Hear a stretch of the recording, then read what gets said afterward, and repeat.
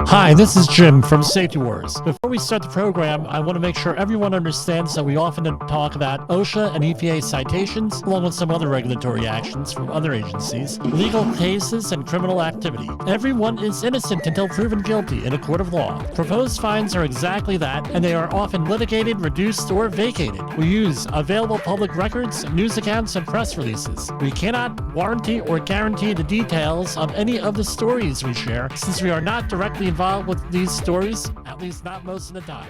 Enjoy the show. This show is brought to you by Safety FM. And hello. It's Wednesday, May 20th, 2026. Welcome to Safety Wars. I am your all-around great guy, Jim Poesl. So what are we talking about? You know what? I should start with the, little talk and monologue, maybe go to the back. I don't know. Works one way, works the other way. How did you like our interview yesterday? I tell you what, really good with Jen Coffey. Just refer back to yesterday's program on there. I think, and she was a little bit surprised that I had a personal connection to that area. I really don't share that connection with a lot of people, and as always, like and share these programs. Tell you what, and I do mean it. I mean, I'm very happy, even though no, there's a lot of people out there. Hey, you've had your disagreements with her and blah blah blah. Well, yeah, come on, not allowed to have a disagreement with someone.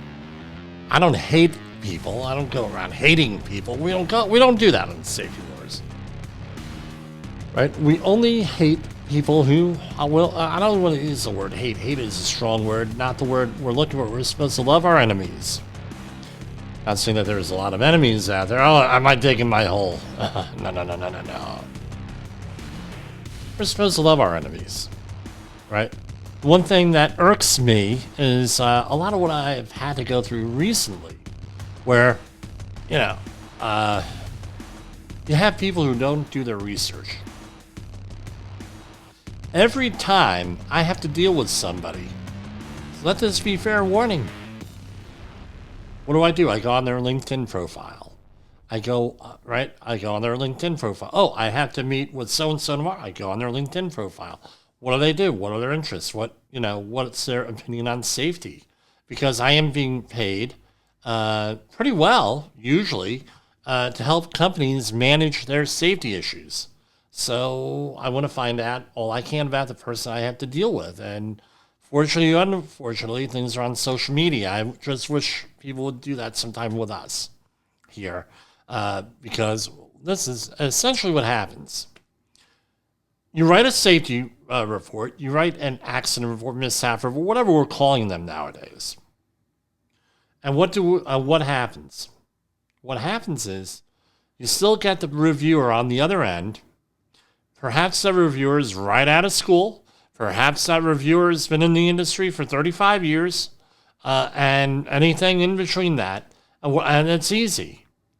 The employee got hurt because the employee wasn't doing what they were supposed to. And no matter how you try to frame it, and I use that word guardedly, however you try to frame it, that's what it always comes down to. X, Y, and Z employee was doing X, Y, and Z. And then you put the 5 Ys on there, and the 5 Ys never includes anybody other than the employee did something. This is always what it is. The employee did something wrong. The employee didn't follow a procedure. An employee made a procedure that didn't make any sense. And that 9 times out of 10, regardless of when they say, oh, well, we're not out here to blame the employee. We want to fix the system, and you have to identify what the gaps are in the system. Well, first and foremost, as some people on this network have, the Safety FM network, right? The plans work exactly the way that they're supposed to. There is no failure of a plan. They work exactly the way they're supposed to. Now, that could be a plan as the black line, blue line, where the plan is, real tight, or the blue line, work is done, where we have a plan here. All right, now we're going to go and we're going to do whatever the hell we want. And that's a plan too. So the plan works no matter what. Plan works as intended, usually. But explain to me what you're getting out of this. Right? With the principles of HOP, blame fixes nothing. Explain to me what you're supposed to do with, so-and-so did X, Y, and Z. Explain to me how that fixes the problem. Explain to me how that you build a rapport.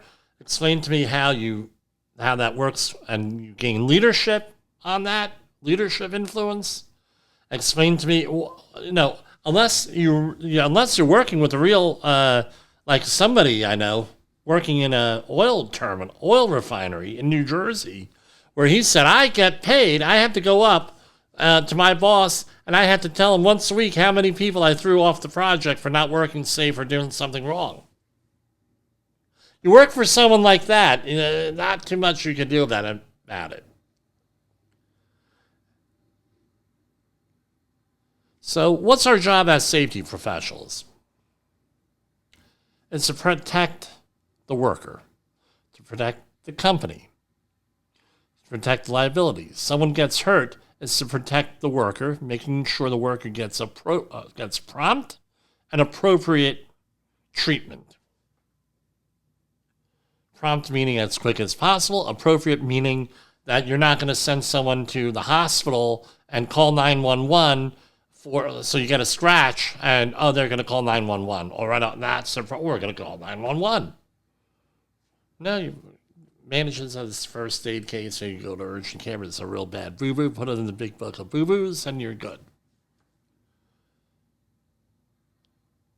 Going and being antagonistic towards the worker, towards companies, subcontractors, and all this does not really, you're not building a rapport. You're not helping things.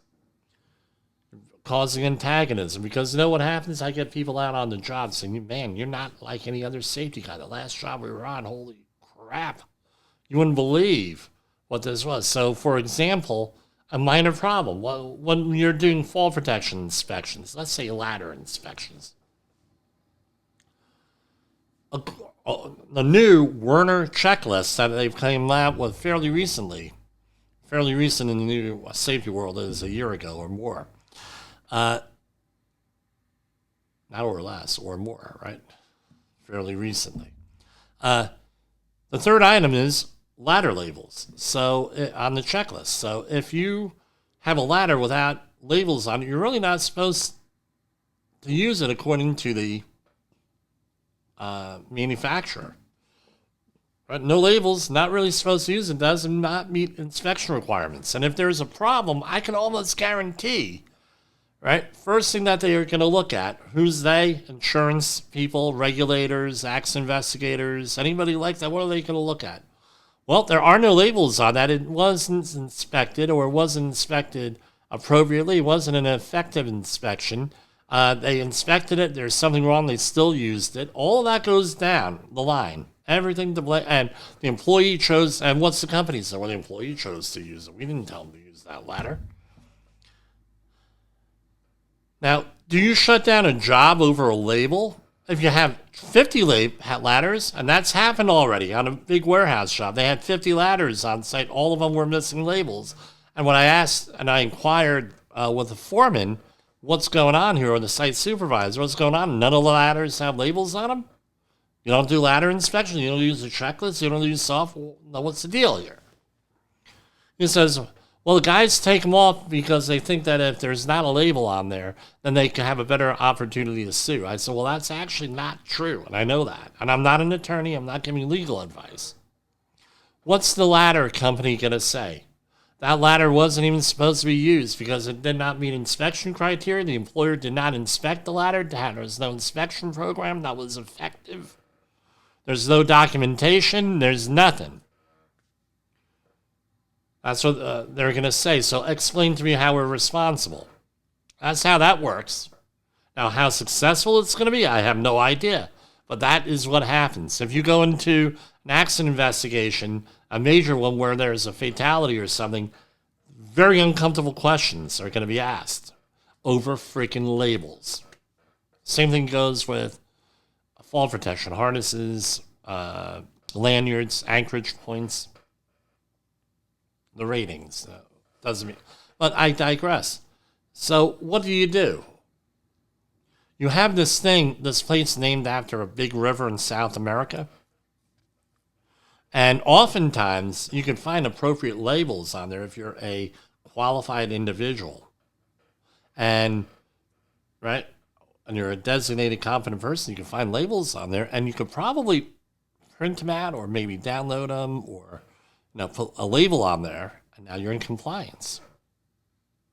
So what do you do?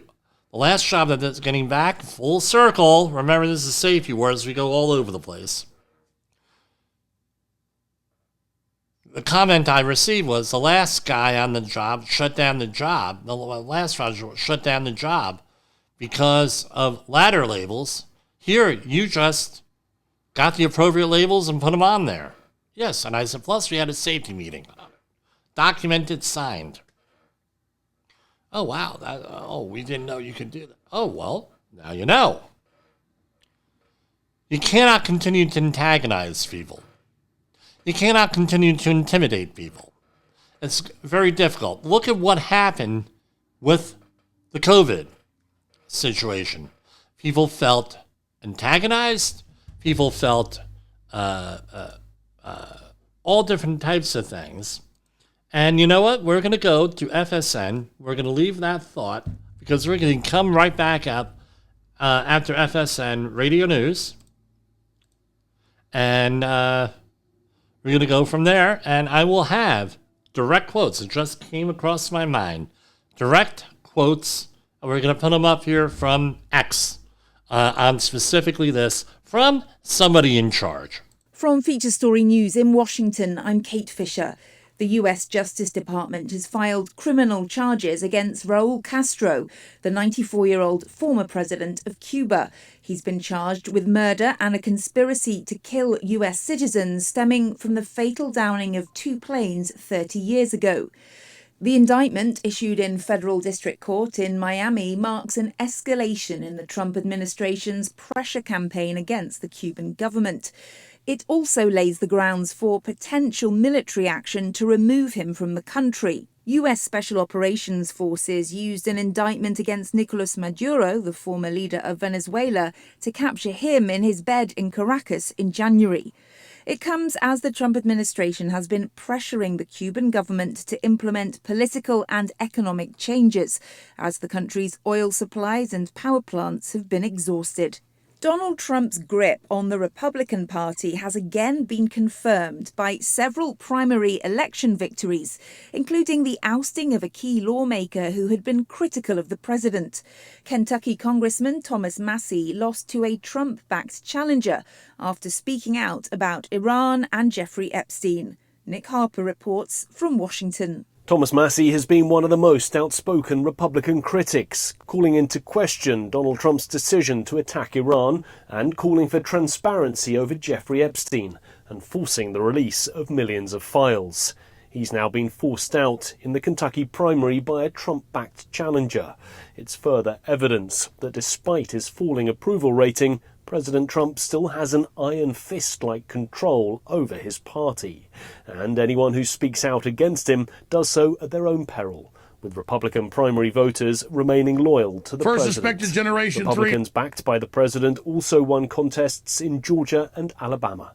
I'm Nick Harper in Washington. The World Health Organization says the risk of Ebola spreading globally is still low, hours after an American doctor was transferred from the Democratic Republic of the Congo to Germany after testing positive for the virus. Our US correspondent Mitch McCann reports. On Wednesday, the World Health Organization announced that the outbreak centred in the DRC was classified as high risk at the national and regional levels, but low elsewhere. Importantly, the UN agency said the current situation did not meet the threshold to be described as a pandemic. So far, 51 cases have been confirmed in the DRC, including American doctor Peter Stafford, who was exposed to the virus inside a hospital where he'd worked since 2023. On social media, US Secretary of State Marco Rubio wrote, "Thank you to Chancellor Merz and our friends in Germany for their swift assistance in caring for Americans affected by the Ebola outbreak."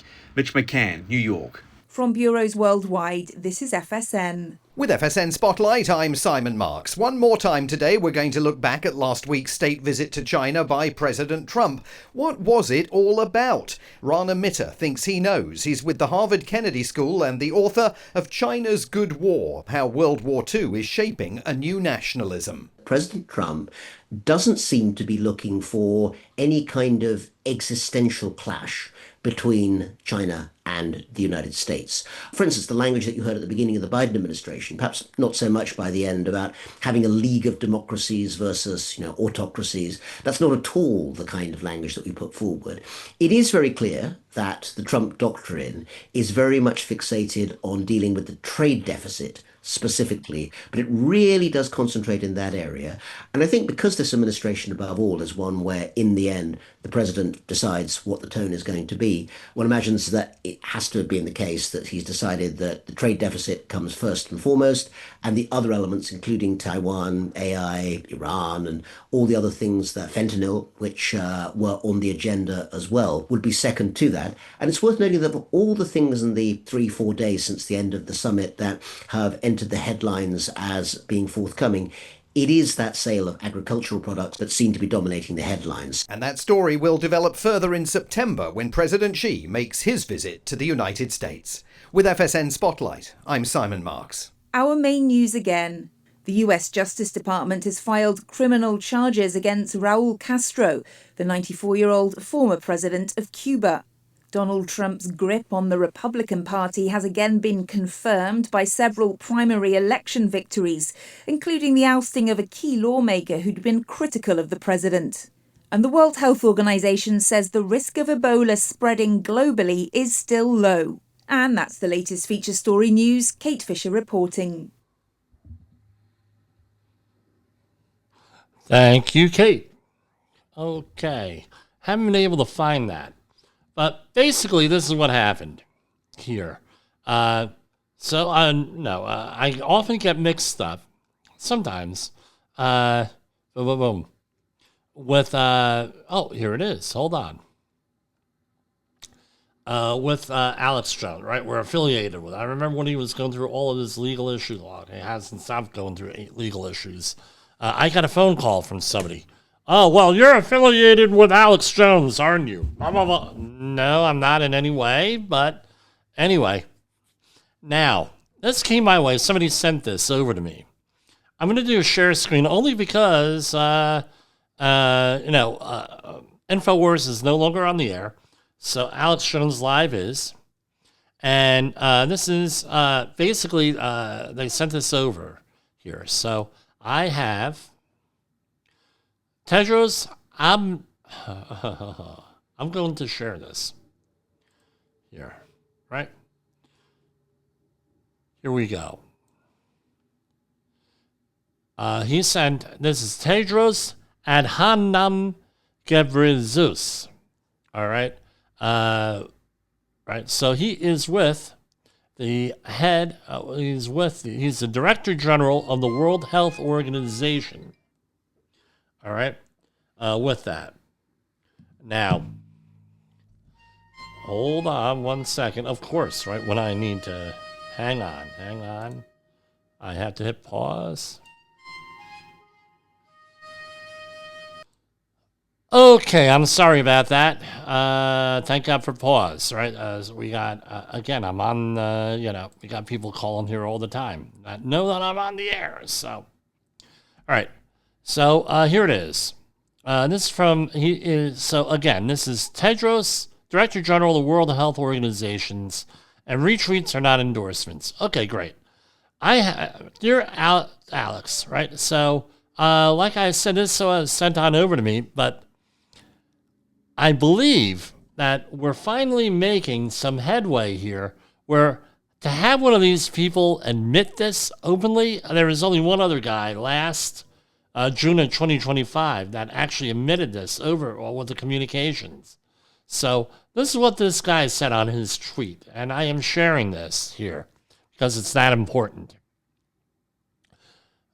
Dear Alex at Real Alex Jones, I have seen your claim that hantavirus is COVID 2.0. I want to respond to you sincerely with an open heart. Okay. Seems like a stand-up guy to me when I hear stuff like that. Sounds like a stand-up guy. All right. Now, I understand where this fear comes from. COVID-19 scarred us all. It took loved ones, disrupted lives, and shook our trust in the institutions meant to protect us. That pain is real, and I do not dismiss it. I tell you what, stand-up guy so far, right? Really is. I mean, to have people actually admit that and how they offended people, how they did it, I mean, that's like an olive branch. It's actually a really good thing with that. All right? But Alex, the facts today tell a different story. There's no rollout and no hype. As of today, there are only 10 confirmed cases globally. Note that this was earlier in the week. In reality, it's like 41 now under observation. And I don't know about confirmed cases, but it was 41. And they're going to be in quarantine at least to the end of May. As of today, there are only 10 confirmed cases globally, and no deaths have been recorded since May 2nd. And all the deaths are linked to the outbreak on the MV Honduras cruise ship.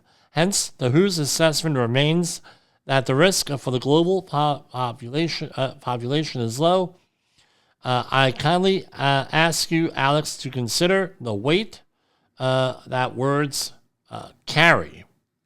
All right. So, sounds good. And of course, with that, and then you have the normal comments here. I'm going to say this here with, normal expected comments. And there have been some other ones since then from the World Health Organization. Here, I clicked on it. Right, and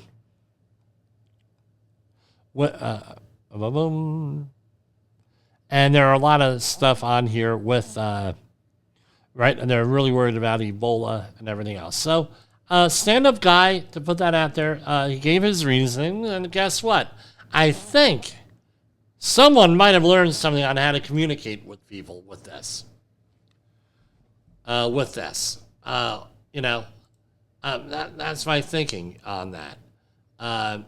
Now, as usual, Alex Jones disagrees with that and criticizes him. However, he did point out that, hey, this guy, it's nice of them to actually, call,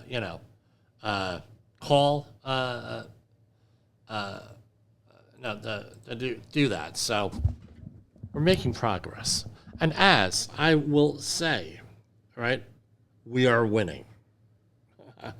Slowly but surely we're winning. And I have the greatest optimism in the future here. Because right now, what we have is a demographic shift here in the country. And we have young people who are open to hearing the truth, hearing reality. They're tired of this manufactured, a lot of them, this manufactured reality here on the damn phone and on the on all this other technology. I'm not being a Luddite here. I'm using technology. And I'm going to call, right, just like we said yesterday with Jen Coffey, right?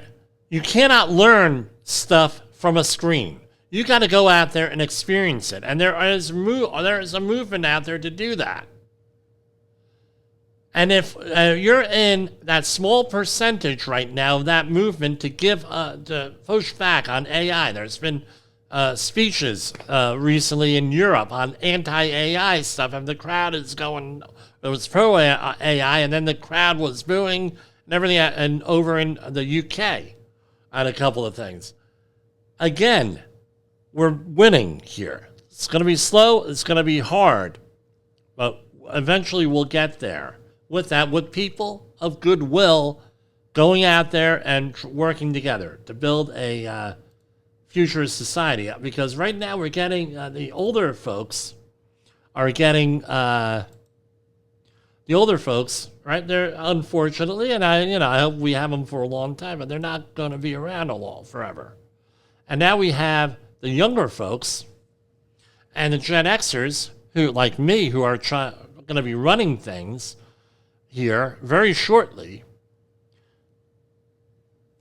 We have the opportunity to straighten things out from the baby boomers. And with the life expectancy going on, we have a huge opportunity here to harness our experience, to harness our abilities to try to lead us into something a little bit better than what we have here. All right, we're going to go right now over to some of the Department of Labor and OSHA news and EPA news. Right now, nothing's going on with the Department of Labor on their official press releases here. Some of the other stuff that's out there, boom. So lately, very recently, a worker died at SpaceX's Starbase launch site in South Texas on Friday, and the OSHA has opened an investigation. This is from TechCrunch.com. The San Antonio Express News reported Monday that the unidentified victim died at around 4:17 a.m. local time on May 15, citing OSHA and local officials. The Wall Street Journal later reported that the county sheriff confirmed to the outlet that a worker died. OSHA confirmed to TechCrunch that that they are investigating the accident. So right now they have until November 15th to issue a report on this. So look forward to, we'll keep track of this, but look forward to getting the report sometime around November 1st. All Saints Day. Representatives for the nearby Brownsville Police and Fire Departments did not respond for requests. The circumstances for the worker's death are not immediately clear. OSHA told TechCrunch they won't release more information until its investigation is complete, which could take months. Yeah, until November 15th, 2026.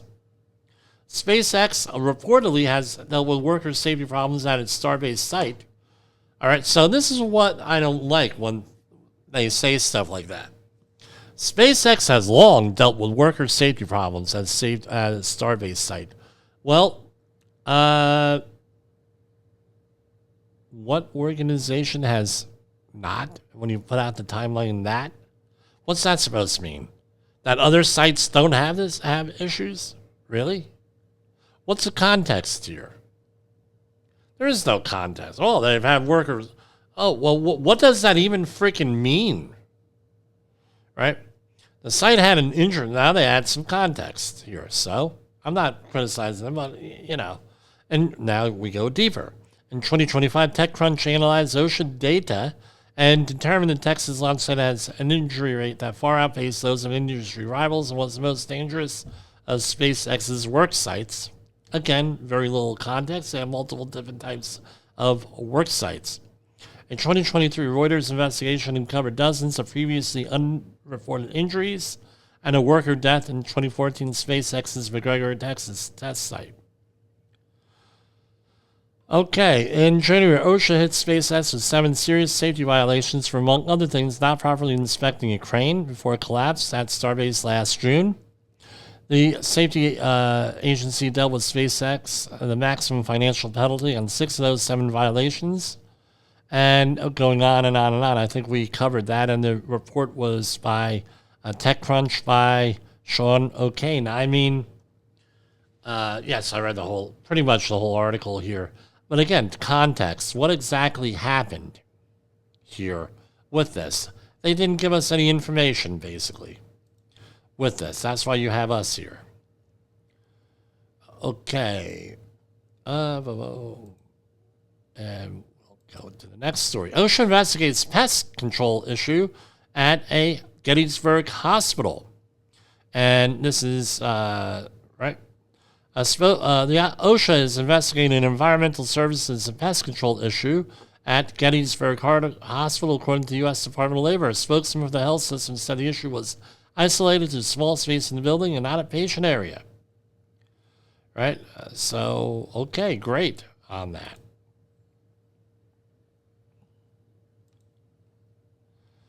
And, okay. Boom. Here we have OSHA ends open fire standard for the marine terminals. I think we mentioned this today. It's hitting that we mentioned this about a month ago. In a final rule published on April 28th, OSHA says that when it initially promulgated the marine terminal standard in 1983, affected employees made open fires in drums or similar containers to stay warm when they are exposed to the elements. The agency points out this practice is no longer typical and believes that it is not likely to become prevalent again. In absence of OSHA prohibition. So here's the thing. If they did not, right here we have the final rule.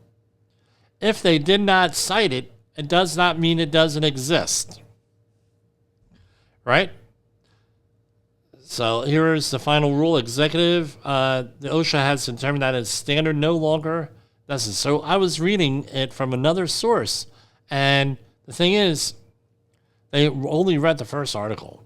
Deregulatory action per 141.92, unleashing prosperity through deregulation. And however, it goes through the whole. Here we're looking at the Federal Register, the whole thing here. So, maybe that doesn't happen. Well, just because you don't cite it does not mean that it does not happen. Well, what do you mean, Jim? Well, the way it is. All right? A lot of stuff they don't cite. So let's get rid of all the rules. Is that the lesson here? No, I do not drink alcohol. I gotta stop drinking alcohol. I don't drink alcohol on the air.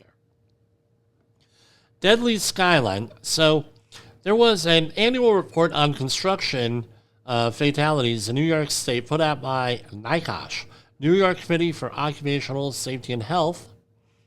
Here, and here we have the report. The New York Committee for Occupational Safety and Health, NYCOSH, is a membership organization of workers, unions, community-based organizations, workers' rights, and health and safety professionals, founded in 1971. So what do we have here? And in 2024, every year in the New York State, dozens of construction workers leave for work and do not come home. In 2024, that number was 55. Behind each fatality is often preventable failures, like a work site where cutting corners was permitted or ignored, a scaffold erected without proper bracing, a worker never told, in a language they understood, that they had the right to refuse dangerous work.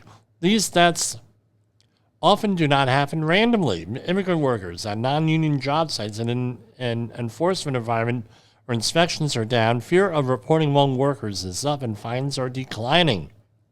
The Deadly Skyline report aims to document the full scope of this crisis and makes the case for stronger protections. So, again, with all the stuff going on here, they go through their methodology. So here are the summary of findings. Number 1, New York City's construction fatality numbers decreased but remain elevated. 19 died in New York City in 2024 compared to 30 in 23 and 24 in 22. Guess what? I don't think that's really, again, that's good for anywhere from 5 to 11 workers that didn't die. That's good. But I really don't think that that's a statistically significant amount here for the amount of hours or anything else. It's good. Right direction. Don't think that's enough. It should be 0. All right. New York State's construction industry saw reduced fatality numbers but remained highly dangerous for workers in 2024. The number of construction workers who died in New York State decreased from 74 workers to 55 workers in 2024. Construction fatality rates decreased in New York City and state. Latinx By the way, I'm actually shocked that they're actually using the word Latinx. Well, what do you mean, Jim? What do you mean? Well, I'm shocked because I thought that was a offensive to a lot of people. Right? Latinx workers make up a disproportionately high percentage of worker fatalities in New York. An estimated 18.6% of the state workers are Latinx, and in 2024, 25.8% of total worker fatalities. Non-union job sites remained especially dangerous for workers. 81% of the construction workers who died were non-union. OSHA construction fines for fatality cases decreased. Again, we were still working with the Biden administration. Let's not forget about that. Trump administration came in 2025. So this is the Biden administration here. I'll point that out because why do we point that out? Why, Jim? Why do you do that? Real simple reason why we do that. Why I point it out. There's this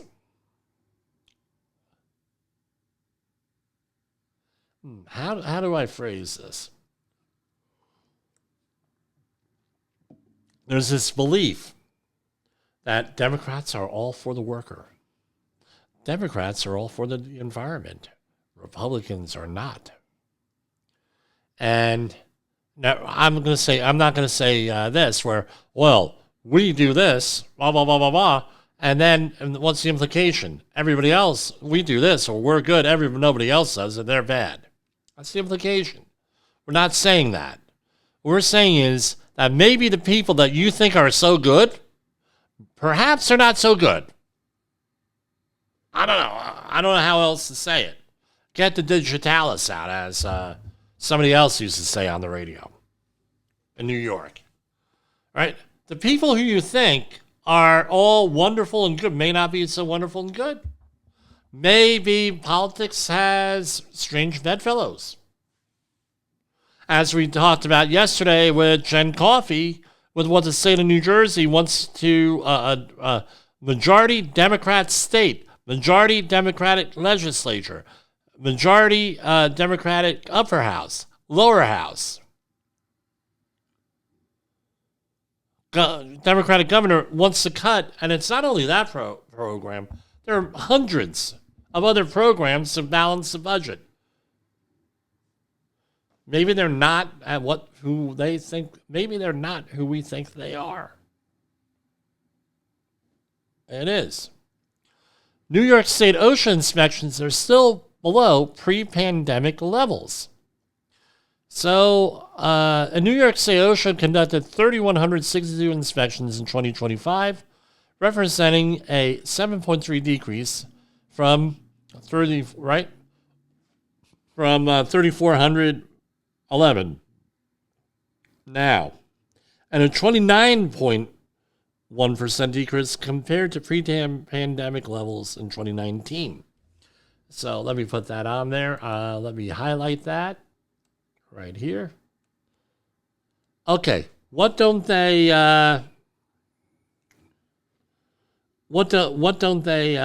say here? What they were for all the years, right? This is a summary here. Number one. Number two is that again, if they were going down for all those years, you had a Democrat administration in since 2021, 2022, 2023, 2024, 4 years. Why was that? And you had a Democratic legislature and a Democrat for governor in New York. And you also had a Democrat mayor in New York City. Why is that? And believe me, the Republicans I have a lot to say about too. OSHA continued to issue little public information. Yes, I have said that. Here, so with the new administration, there's been a lot less press release. That is 100% accurate with that. True statement. OSHA press release activity from the New York State region has fluctuated in recent years, with a notable decline during the early pandemic period and only a partial recovery since then. In 2019, OSHA issued 21 press releases reflecting higher enforcement visibility prior to the pandemic. This number dropped sharply in 2020 to 14, and in 2025, OSHA issued just 3 press releases, lowest number of press releases. Yes, it's for New York, not nationwide, because we read them every day here, almost every day when they issue them. OSHA violations coincide with construction worker fatalities. That violations do not prevent contractors from receiving government subsidies. That's okay. Can't really argue with that one. Depending on, right? That should be easy enough to check out on there. Well, number 5, that's from OSHA, Accident Investigation Search, U.S. Department of Labor found that, and they give a website. They footnoted, okay. As of April, heat-related illnesses and fatalities and construction industries are a significant issue. We'll be talking about them at a future program. The New York City Department of Buildings has a higher vacancy rate than the average city agency. As of 2026, the DOB had 1,619 staff employed with a vacancy rate of 12.6%, compared to the vacancy rate of 5% of the average city agencies. So what are the recommendations? A lot of recommendations. Require and fund adequate safety education and training. I'm going to say this much. All right. I know this organization, NYCOSH, does a really good job of promoting workers' safety and everything. But what is needed is leadership at the level. It's really nice at the level of the worker. My opinion. Now, one of the big issues that's not discussed here, as far as I could see here, is the training and certification across New York State. With that, is that a lot of, up until fairly recently, all these certificates, or a good chunk of them, and we covered it on this program, and I know the guy who was doing them, right, was in one of my certification classes. Hundreds of thousands of fake OSHA cards, OSHA outreach training cards. So one of the questions that I got, and the comments I got on a project in New York City was this. Jimmy, when has it been? And this is like 3 years ago. Jimmy, since when is there a 6-foot fall protection rule, right, for fall protection in construction? When has that happened? Since when? And I say, since about August 1996. Oh, I said, you have an OSHA 30 card, OSHA 30-hour outreach card. No, there's like 3 hours of minimum of fall protection training, and they didn't go over that with you? No, Mike, I never touched that at all. Yeah, well, no, how do you let me know? How do you let me know that you haven't had OSHA training, you bought your card on the street, or it was given to you on the street, given to you by your boss, without telling me that you didn't take the training class? Or maybe you're just so freaking out of it that, I don't know, people go there drunk and everything. I've had to throw drunk people out. That's happened. One of the more, I can't go into that. It's a G-rated program. We try to keep it G-rated here. Ensure funding for accessible training. What does that really mean? Training without financial barriers. Okay. Training should be all accessible in multiple languages. I'm going to say this much. You're giving it to somebody in another language. I have ran into this with the Polish community. What makes you think, oh, Jim, do you have Polish language stuff? Yeah, I have Polish language stuff. I have a guy who speaks Polish doing their training. Here's all of the... Well, what do you think happens? What do you think happens? You're giving them training material in the language that they speak, but can they read their language? Because guess what? They may be illiterate in their own language. Maybe they don't care. Maybe the dialect of the language. I had this conversation with someone the other day. English has a lot of different dialects. Tremendous amount of dialects. Huge. You have British English. You have a United States English. You have Canadian English. Go down to the Deep South. You have a different type of English there, mixed in with Creole, down to Louisiana. They use different words that mean different things. Right? Way it is. Then you have the Caribbean English. One project I was on for long term, everybody was from the Caribbean, different countries in the Caribbean. They spoke Caribbean English. They could speak the King's English now. We used to say Queen's English. We can't really say that. The King's English they speak. But however, amongst each other, they use Caribbean English. And what do you think I had to learn? I had to learn Caribbean English. And I had to get training materials in Caribbean English to prove a point. Well, we don't understand, Jim. No problem. I'll give you your safety meeting in Caribbean English. You start reading, oh, you're insulting us. I'm not insulting you. You said to me, you do not understand English.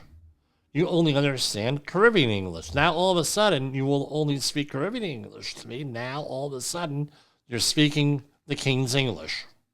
Which one is it? The same thing happened when I was dealing with Polish workers. Jim, he doesn't understand Polish. And then there's a problem, especially with a paycheck. What do you think happens? I'm wearing my Polish shirt today, by the way. My Polish safety ward shirt, white and red. There's a problem with the paycheck. All of a sudden, everybody could speak English. It's incredible. Better than the Rosetta Stone software. So what's my point on here? Education, I could give you education and training. That doesn't mean anything. No, because who does not get the training and who does not get, right? Two people normally.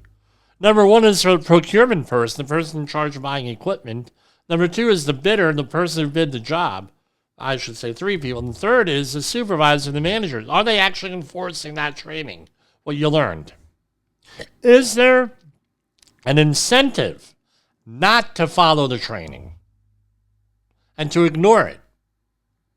So what do they say? Extend and defend protective legislation, preserve the scaffold safety law, enforce Carlos's law to penalize criminal contractors. With that, right? And I believe there are criminal things with that also, with some of that. Expand regulations, monitoring, and enforcement. District attorneys across New York State must follow an example set by Manhattan and Brooklyn by holding contractors criminally accountable when their actions lead to worker deaths. No argument there. Now I'm going to say do that with the government, too, with government workers. Remove sovereign immunity. Do that to them. Perhaps if we remove sovereign immunity, perhaps some government workers wouldn't make the decisions that they make when it comes to worker health and safety. Suspend or revoke licenses for criminal contractor. Protect OSHA. Well, there's a report that the OSHA budget is being reduced. This is one for past the Temp Act. As this report details, temperatures more than 80 degrees Fahrenheit. So that is for New York to have the Temp Act for temperature. Increase funding to the DOB in New York City. Reform subsidy procurement and promote responsible contracting. Right, ties subsidies to worker protections, and that means OSHA outreach training, protect Latinx and immigrant workers, address disparities in workplace fatalities. Latinx, and again, I'm going to say, my understanding is a lot of people find that word very offensive, but however it's written right here, I would encourage them to change that word. It's sort of like using some of the older words for African Americans, not acceptable. You know, this pattern, at least that's what I'm told by some Latino workers. This pattern is driven by dangerous job assignments, inadequate protections, and weak enforcement. At the same time, Latinx workers make up a growing share of New York's workforce. I'm going to say this much: a lot of them are paid as independent contractors or under the table. So therefore, they do not have, the companies feel that they meet those requirements and OSHA doesn't apply. But as I point out on this program, the minute that you, right, let me switch back to camera, right? The minute that you go out and you tell people to show up to work at a certain time, hey, the job starts at 7, they're no longer an independent contractor. Most likely. I'm not an attorney. I'm just telling you what this was. I've been through this already with a contractor who said he didn't have to comply with OSHA regulations because everybody's an independent contractor. And somebody lost an eye, and insurance got involved, state got involved, and they said, Mr. Poesl, did you explain to your client that all of this stuff? Yeah, I did. The client has made a decision on that. I'm not working directly for the client. I'm a consultant. And here, I tell you what, this is actually a very...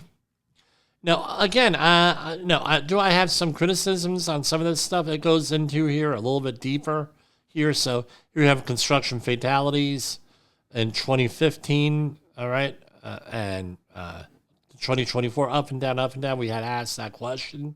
This is from Bureau of Labor Statistics up to 2024. So things are up. Things are pretty level for the most part when you look at the graph here. Percentage of construction worker fatalities among all workers, right? So you have the U.S. is at 25, right? A little bit over 20. New York State, a little bit over 25. New York City over 30. Percentage of construction worker fatalities among all worker fatalities. Stuff here with the heat standard. I mean, they've done their homework. I have to compliment them. Now, what's the value of these reports here with this? All right, it says ocean construction fines or construction fatalities have continued to decrease. And again, this is up to 2024. So here we have 2021. New administration comes in, and now 2024, it went slowly down on OSHA fines. Again, so what's my thing? Maybe the people that we put in power who campaign on a lot of this stuff, maybe they're not serious. Maybe they have no intention of carrying out any of this stuff. Number one. Number two is that the idea is that we have to educate and encourage the worker to assess their right to a safe and healthful workplace. That's all that I'm saying, folks. And I did not run any commercials tonight. I'm going to say this. If you want to work with us, and I encourage you to try to work with us, give us a call, 845-269-5772 or jim@safetywars.com. We're a full-service environmental health and safety consulting firm. We have people waiting to work with you. We work with many, many different companies. And by the way, we're affordable. A lot of these companies are unaffordable. So give us a call, try us out, and we will help you in your fight for your workers, for your business. We will help you in that safety war. For Safety Wars and Safety FM Network, this is Jim Poesl. Good night.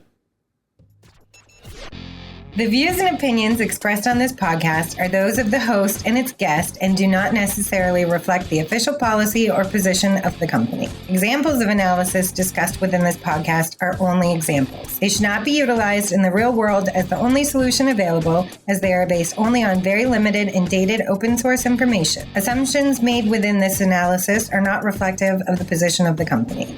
No part of this podcast may be reproduced, stored in a retrieval system, or transmitted in any form or by any means, mechanical, electronic, recording, or otherwise, without prior written permission of the creator of the podcast, Jay Allen.